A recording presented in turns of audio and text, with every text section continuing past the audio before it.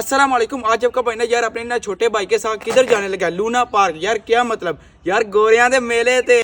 चलें फिर।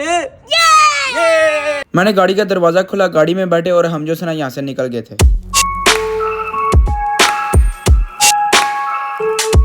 आते साथ ही यहाँ पर क्या देखने को मिला, गोरी ने अपने मुंह तो बड़ा लच्छा फड़े आज। अभी आपका भाई ना झूला लेने लगा इस वाली कश्ती पे। यार सबसे पहले ना हमने यहाँ से टिकट पकड़ी।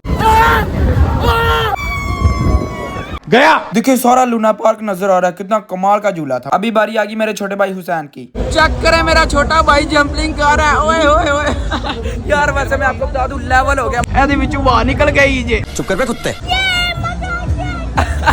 बोलता है ये मजा आ गया। अभी तो ये कुछ भी नहीं, आपके भाई ने ना गोरियों के साथ चैलेंज किया। हफ्ते वाले दिन ना आपका भाई यार वीडियो अपलोड कर देगा।